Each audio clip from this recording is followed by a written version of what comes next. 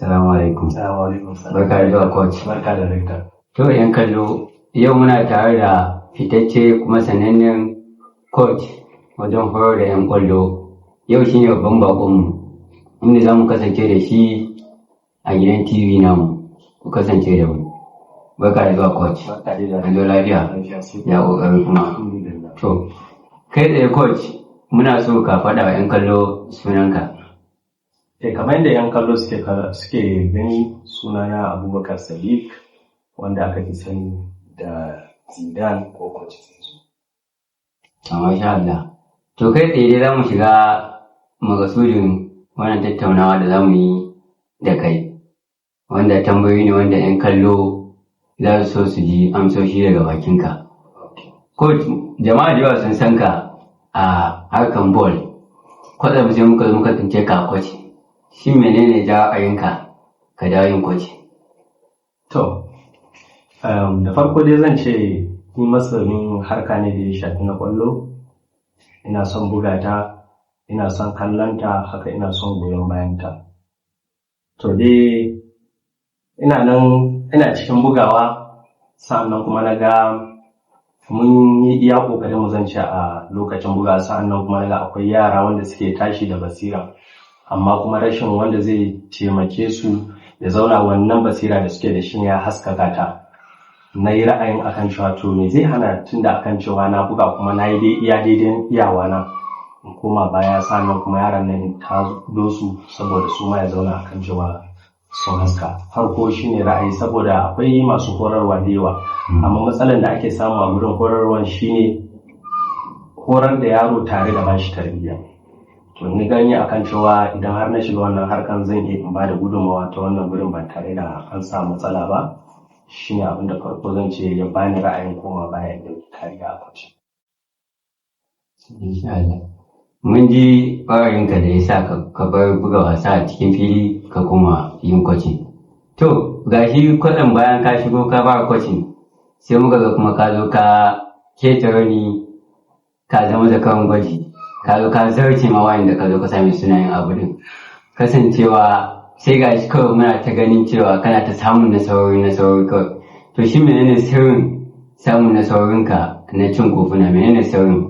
To shi farko duk wani abu da kaga mutum ya samu nasara a duniya, zan ce farko akwai addu'a.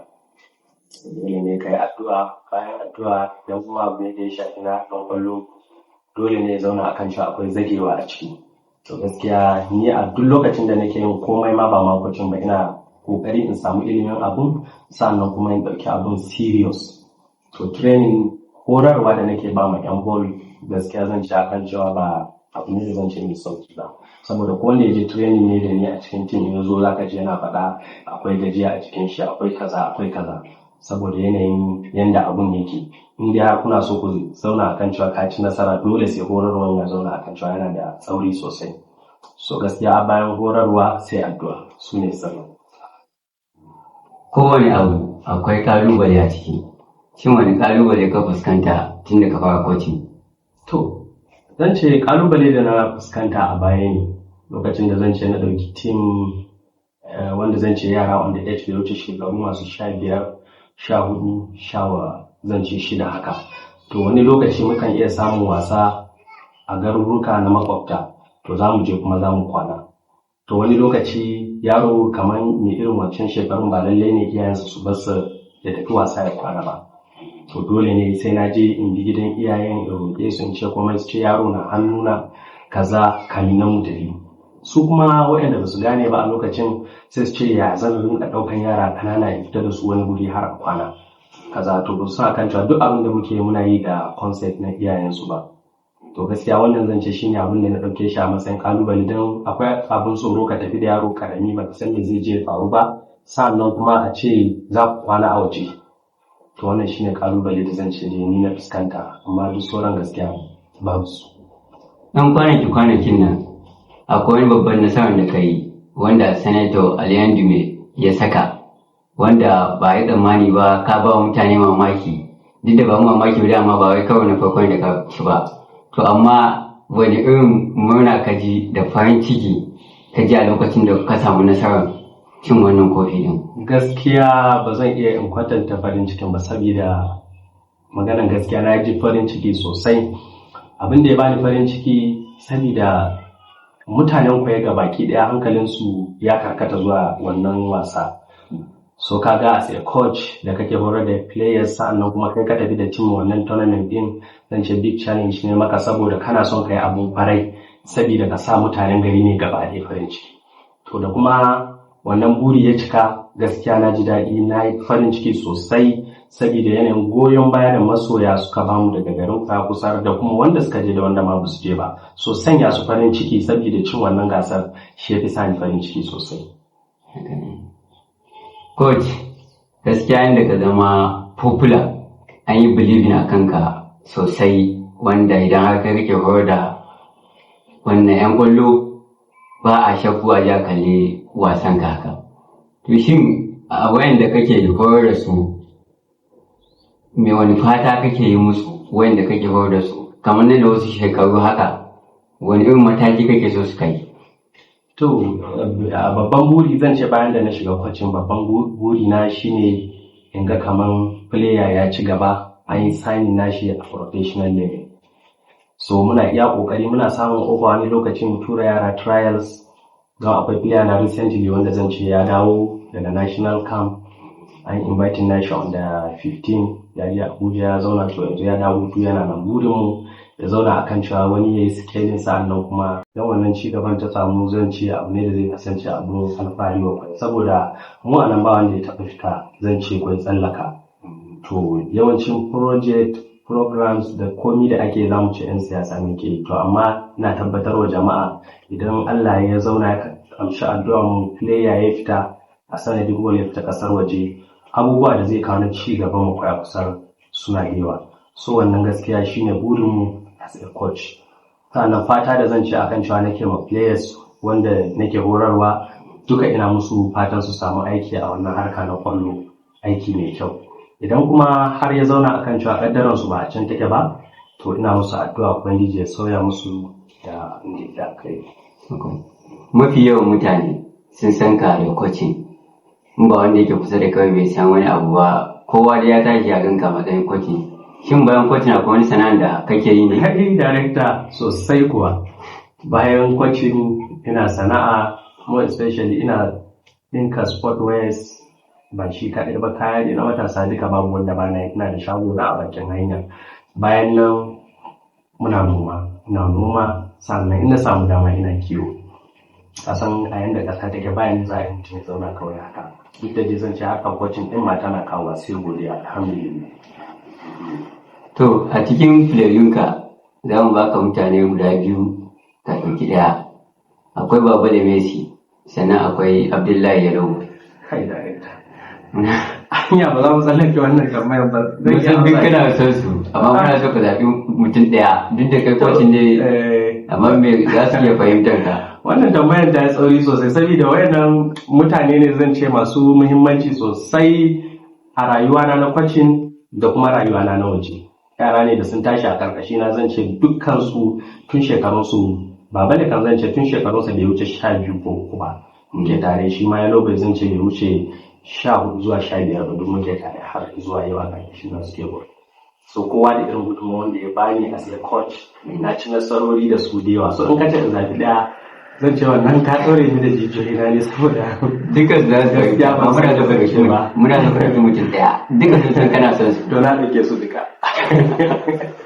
To mu da sauran kallo mun san cewa an fi kallon mu tare da Baba da Messi, duk da Yalo din ma na san naka ne sosai. To muna so ka ba mu halayen Baba da Messi guda uku, wanda kai da shi inda ka fahimta. To Baba da Messi zan ce dan wasa ne gaskiya mai kwazo sosai, mai da hankali a gurin training. Duk da dai wani lokaci ka san yaro za ka nuna mishi zai iya zama da taurin kai, to amma mutum ne gaskiya mai discipline, wanda in yayi kuskure ka nuna masa zai zo baka hakuri, saboda shi ya san amfanin kwallo din.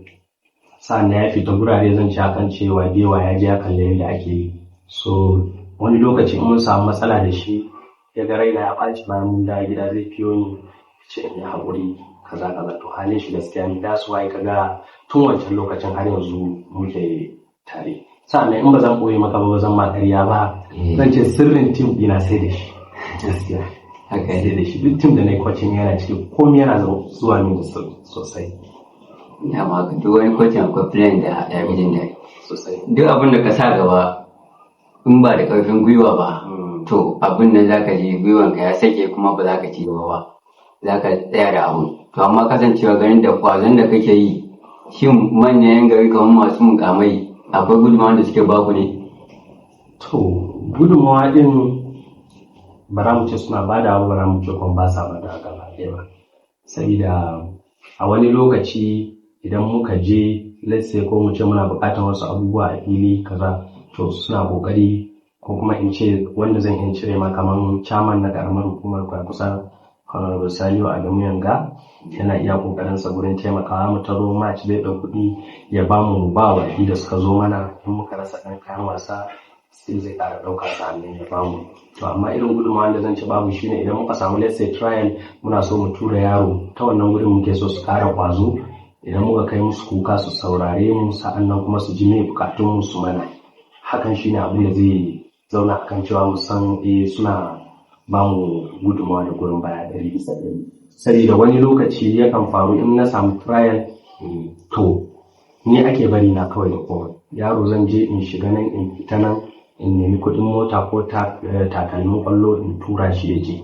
Saboda mutanen wannan musu yarda, wasu ma har iyaye musu yarda akan cewa yaro zai iya ci gaba a wannan hakan ba. Ni kuma a sai coach na da na yarda akan cewa su iya, so duk lokacin da na samu trial ba na bari ya wasting, dole zan iya kokari na in shiga fita in ga tura yaro. So irin wannan muke so gwamnati da manyan mutane suna ba mu gudunmawa in muka zo muka musu kuka akan cewa an samu trial yaro zai je Abuja, a'a zai je shi Lagos, zai je Port Harcourt trial, sai su saurare mu menene bukatun idan mun faɗa kuma su ba mu. Hakan shi ne zai zauna akan cewa mun san to gaskiya su Kuma kaga kasancewa dama daga local level ake farawa har zuwa wanda muke kallon su a turai din nan, kowa yawanci sun buga wannan state wayanda ba su yi za su kai haka ba kuma ga su nan, wanda corona sai ga Allah ya daga shi daga local level sai ga an zo higher level. To kaga wannan ya kamata a ce gwamnati ta sako hannu ta dinga taimakawa, ba a san waye zai zo ya zama ya ci nasara ba. Kuma wannan kokarin da kake yi wanda muna shiga muna jama ƙauyen mutane da yawa, duk wani yawon da yake tashi yanzu yawanci dai sun tashi sangan kakwacin ne, kuma duk wani yanzu wani yawon da yake tashi burinsa ya ga ya yi bola ƙarshen ka. Kasancewa duk yanzu gaskiya player da za a yi ce wai su ne best player garin nan, gaskiya to ya ɗanɗana a ƙarshen ka ne. To kasancewa da yawanci yawa burinsu su ga cewa sun kasance da kai, shin wani shawara za ka ba su yara masu tasowa ne? To shawaran da farko zan ba ma yara wanda suke tasowa a harkan kwallo, farko shine su kasance masu discipline. Saboda shi harkan kwallo wasu ne ba su fahimta ba wai harka bane kawai da ake yin shi garin da sai ana nuna wa yaro akwai na gaba da shi, akwai biyayya, akwai komai. Wannan kuma in ya zauna akan cewa ta daure tun daga fili har gida za ka kai shi. So abinda na shawaran da zan ba su shine su kasance masu discipline, sa'annan da kwazo kar su ke training. Na biyu su kula da jikinsu, akwai abubuwa da yawa ake yi exercise na training, kar su bari jikinsu ya sake, su sa kansu a training. Wasu suna gym ba wai ya zauna over ba, daidai yanayin jikinka, yanayin karfinka, guje-guje duka. Sa'annan kuma amma discipline din shine abu mai muhimmanci, da kuma sauraron coaches da suke tare da su, duk instruction da suka ba su bi shine key. Saboda ko ka je level na gaba za ka ga abin kaman maimaita maka ne, kaman karatu ne ya zauna a institution, ka fara a secondary, in ka je a institution sai ga abin da yake secondary nan ba shine ake ƙara maimaita maka ko aka fara da shi. A kwanakin baya kwazam sai muka ga playan ka ya ji ya sanya rigar Super Eagles, wanda a gari an ta mamaki, wanda wani ma baka san ma cewa ya san ka ko bai san ka ma, amma sai aka fito ana ta alfahari, wani kuma ba su taɓa magana da shi ba ma, amma ana ta taya shi murna. Abin sai zama abin mamaki wa mutane, wato Baba da Messi. A lokacin na ta wanda ba san shi ya ji farin ciki a ransa. To kai a matsayin kwajin nata a lokacin nan ya kaji? Gaskiya farin ciki ne da na ji wanda shi ma ba zan iya misalta sa ba, saboda lokacin da ofa ya zo aka ce ni aka kira, aka ce ni gashi an samu bakan na national team under 15 to a cikin yaran kan waye ne da ya tafi sai na ce to yaran da suke kokari yanzu sun kai mutum ko akwai Babale Nezi, akwai Sadiq Kadala, akwai Sufyan Gulsha. Sai aka ce to waye a ciki ya kamata, sai na ce to based on advantage da duba ni a sai coach ce to Babale shi ya kamata akan cewa tafi. Sai aka ce to in tura information nasa wannan lokacin da nake gaya ma yana makaranta ke sani ba, sai na tura information nasa da komai. Sai aka ce to za a iya kiransa daga nan zuwa ciki. Sai na ce oke ba matsala a cikin daren da kira sai na ce to ga abubuwan da ke tafiya ka dawo. Sai ce na shi kenan ina da ki sai sai na dan sai a dawo. To dai haka na je na samu iyayensa muka zauna da su na gaya musu, na nuna musu advantage na abu, suka ba mu goyon baya da komai da addu'o'insu. To daga nan sai muka tura shi ran da ya soka a can dare ya kira ni ya ce min gashi ya soka. Na ce to ina aka kai shi, ya ce an kai shi hotel nasa yakin shi kada ya kira ni a video call nuna min da na ce to yayi. Daga nan aka ci gaba yake kira na yake gani duk abin da ya faru, ya zo ya shiga first 11 team duk match yana ci ba a canza shi. Aka zo aka ce to za su tafi su je a visa a Lagos, aka dauke su a jirgi suka tafi, suka je aka masa visa aka masa komai. To dai ka san yanayin abubuwan Najeriya ban san me zai faru ba, tafiyan dukan ba a zo an yi shi ba zuwa Morocco. To amma har yanzu there is a registered member of zance national team under 15 to 17 wanda yanzu ma yana hutu ne, akwai call da aka masa wanda sai kuma. Ka san cewa an zo an gan shi a gida ba san me ya faru ba, ana ta ce ku ga wasu ce bai samu haihuwa ba, wasu ce gashi to kaga daga bakin ka za mu san cewa me yawa fa ne wannan hutu ne duka da suke kan suka samu. Sa'an akwai tafiya da yake gaba wanda za su yi shi zuwa Argentina, kuma yana cikin members ɗin da za su je. So in hutun sai kare za a kira su za su koma camp su ci gaba da training against tafiya Argentina. So ba wai rashin qualify ba ko kuma wani abu wanda da ya san ba da ya san a H na shi ba zai je ya yi representing guri kuma ya kai da yana ba zai ba gaskiya. Ai kowa ya ga gwanda ba bane ne ya san cewa ya gida. To idan akwai ƙarin bayani da za ka mana game da playinka ko ko wayanda yau kana kallon cewa idan aka ba su dama gaskiya za su ba wa mutane mamaki, kama a cikin playinka ne wanda kake horar da su. Gaskiya akwai players da yawa wanda ni na sani za su iya su yi rawan gani a league da zan ci akan cewa na Nigeria ko Nigerian league ko kuma in ce league na ketare. Kamar irin Alassan zan ce ready ko da a ce team ya samu Alassan Kantoma zai iya buga ball a Nigerian league, karfin shi ya kai, shekarunsa ya kai, experience nasa ya kai. Akwai Iliya Abba shi ma kaga player ne da zan ci akan cewa legend ne da experience nasa, karfinsa da komai shi ma ya kai ya buga wannan league. Da su da tuwa da yawa ne players wanda zan ci akan cewa manyan ne za su iya su buga ni. Sannan akwai young talent da suke tashi irin su Yellow Boy, irin su Babale Nezi, irin su Sadiq Kadala. Wannan players ne wanda zan ce da a ce a developed country suke dawara haka zan ce duka suna da deal da manya-manyan team, suna buga musu ball ko a reserve ko kuma in ci a first team.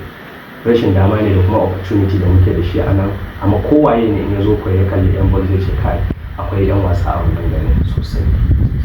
Don mun samu dama gaskiya ina tunanin wayannan za su yi taka rawar gani sosai.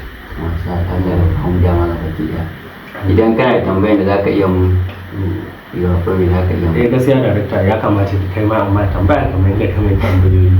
So ina ganin irin fason da kamfanin ka ke yi a harkar fim, sannan da irin ci gaba da kake kokarin kawowa.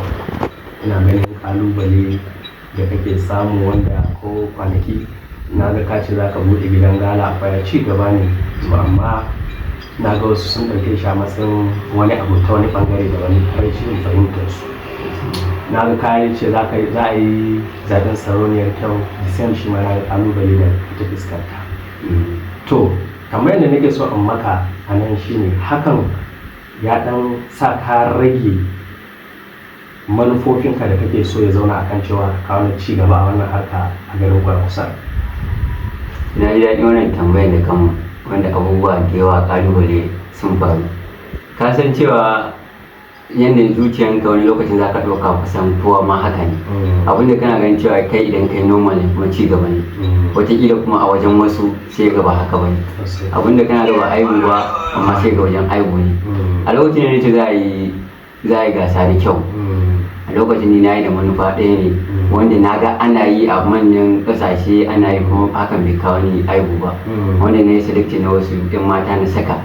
To abun sai ya zama kuma tashin hankali wanda iyayen sai suka ɗauki action, sun ɗauki action akan abun. To gaskiya wannan kan nasa wani kyau din na ɗauke shi na yi dopin na shi. Amma na magana buɗe gidan gala dama kafin ma an yi magana din mun tattauna dama akai, mun yi magana sai dama kuma abin da suka ban shawara sun san cewa dama za a samu wannan problem din. To amma cikin gaskiya kusan 100% wanda suka bani karfin gwiwa har da manyan mutane wanda sun bani karfin gwiwa kusan 70% sun zo sun same sun ce da gaske na nuna musu da gaske, sun ce wannan ci gaba ne ai. To na nuna musu cewa ba wai za a ajiye ko gidan mata ne ko wani abu ne daban haka ba. To kusan 30% su suka kawo wannan challenge ne cewa ba zai ba ta gari za a yi mai da mai. To amma wannan kam gaskiya ni da nace zan sa abu idan ba wai dama ana yin abubuwa da mutane ne. To idan mutane da suka fi yawa suka fi wani jaye suka nuna maka ba a so, to dole za ka ajiye shi.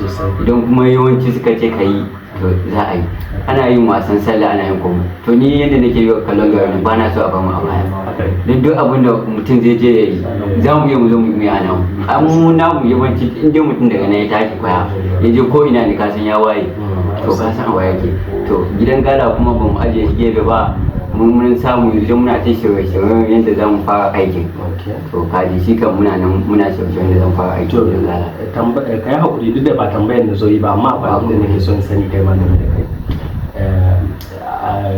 Abin da nake son tambaye ka na gaba shine kana da alaƙa da gidan Ali Nuhu ko yaron Ali Nuhu? Akwai alaƙa tsakaninku na abota ko kuma sanuwa ko na abu? Saboda wasu in ka gaya musu sai su yi musu su ce ba haka bane ba haka bane. So ina so ka yi bayani da kanka saboda masu kallo su gani kuma su karbi. Haka ne.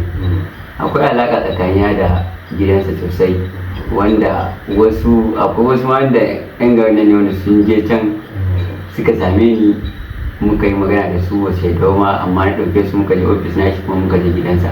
To ni lokacin da na shiga Kano, dama tun kafin ni shiga Kano ni masoyin Ali Nuhu, ni masoyin sa ne, ban taɓa ganin shi ba. Yawa akwai wani aboki na wanda mutumin sa ne sosai, sai nake faɗa mai tafi gari gari sai ce to in dai zo zai haɗa ni da shi. Ba ta da muka zo nuna wani fim, ni na wanta suna fim, ya ɗauke ni muka tafi shafar da shi, yake to mu je zai haɗa ni da su. Ko da lokaci ka san mutum idan ka ga mutum wanda kake so dole za ka ji daɗi ka rasa ma za ka yi ma. Ko da lokacin da muka je sai ya kawo ni kai tsaye, ko da sarki ya miƙa ma hannu na kasa miƙa ma hannu, kawai na ta kallon shi ina mamaki kawai. To daga nan muka ga ya sa da shi ya to ga wannan musamman ya taso daga wannan daga Borno State ya zo saboda Buhari masoyin ka, sai ta to yanzu yana busy amma in bari sai samun dai ya ce ga ya kawo ni ofis na shi. To by time da ya kawo ni ofis na shi kuma lokacin ma ɗansa Ahmed ya zo. To a time lokacin muna zaune ana ɗan magana da haka ana shawara, ina ɗan sassa baki haka, ya zo kuma gaisa shi na faɗa mai. A time ya ce to muka yi exchange number, ya ce kana da sha'awan fim ne? Na ce ai ni na da sha'awan fim, ni na tashi ma haife ni kusan ina son fim.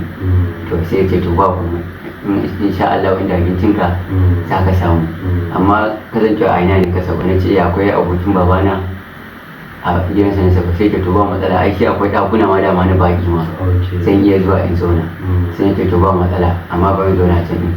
Wani lokacin ma idan ko da wuri haka ko wannan muna anguwan su za ga zan iya zuwa, kuma mun zo mun saba da nan shi sosai, duk da cewa mu ba saba ba da shi, amma mun zo mun saba, mutum ne wanda shi dama abota ba shekaru bane. To ko da akwai wani aboki na wanda muna fara shi da na faɗa mai cewa ai na je gidan sarki wallahi mun gaisa da matan shi ma mun ci abinci mana bai yadda ba lokacin, ya dauke da mashin na shi muka je da shi. Ba ta da ya gani dama malam yake faɗa mu, to da ya gani ya ce a malam ka zo kenan, mu gaisa da shi gani sai na ta mamaki, yana ta mamaki a ya aka yi. To ko yanzu na ɗauki waya na kyawa sarki za ka ji a ce malam, za ka ji a ce malam. To gaskiya akwai alaƙa tsakanin da shi, don kuma yawanci ni ana kallon na post na, in ka gana post na mutum inda dan Hausa ne gaskiya na san shi, kuma na san cewa zai ga wannan abu to kaji akwai alaka gaskiya tsakanin wanda ko ni zan iya yi wa mutum hanya ma ni an mun amma ni ma zan iya yi wa mutum hanya kuma in je in hada su ni na san bayyana da tsakaniya da shi gaskiya ne ni na san da ka tsallaka ba to dai a daga ƙarshe shawara ne zan baka ka san duk wani abin da ya zauna akan cewa ka kawo shi sabo a cikin al'umma to dole ne zai zauna akan cewa akwai kalubale sannan kuma kowa da kaga ubangiji akan cewa halicin kowa yana da ra'ayi daban-daban da kuma abin da yake so wanda yake da irin so much passion a abu kamar da yanzu ni zan ci akan cewa ball abu ne da zan ce nake da passion a kai sosai ina so sa kamar yadda kai ma kuma ta hakan fi to wani abu din dole ne zaka fuskanci kalubale da yawa amma shawara da zan bada ne idan akwai wani move da kake so kai taking a wannan bangare da kake kar ka bayyana shi da wuri kane ya zauna akan cewa kai ka tsaya sai ka yi mutane su gani amma yanzu gidan gala ka faɗa ka ne kai to wani duk yanda zai ko ya hana ko ya dakatar daga wani abu zai but amma in mutum already ka zo kai sai ka ce yau ka gudu kaga ka san hanyoyin da ka bi ka riga ka cimma manufa saboda duk lokacin da kake bayyana wani manufa da kake so ka ci sa'an nan baka ci ba to mutane kowa da irinsa wani zai hana idansa bacci saboda ya hana ka cimma wannan buri so ni shine shawara da zan baka ka bari sai ka yi mutane su sani kar ka faɗa ka ne ya zauna kan cewa kai na gode sai gaskiya ne wannan shawarar da wato na gode sosai to a nan muka kawo ƙarshen shirinmu da fitacce kuma sanannen coach wanda ya fice yana da kofuna yana da awarded sosai gaskiya mun ji daɗi da ka zo ofis na mu ne kuma muna maka fatan alkhairi muna maka fatan Allah sa gurin kai cika muna maka addu'a kuma muna tare da kai 100% sosai da rake ni ma ina tare da kai 100% ta mun gode da fatan muka ƙara neman ka don ma wasu tambayoyi ka san muna karɓan tambayoyi na wajen mutane haka ne a wajen mutane ne muke karɓan tambayoyi da suke so amfani wa mutum da fatan idan suka sake miƙa tambayoyi da dama da fatan za ka ƙara musan gayyatar mu ka zo ofis na wannan kamfani namu ne ko shafi da ya ce ni ina mun gode sosai mun gode sosai mun lafiya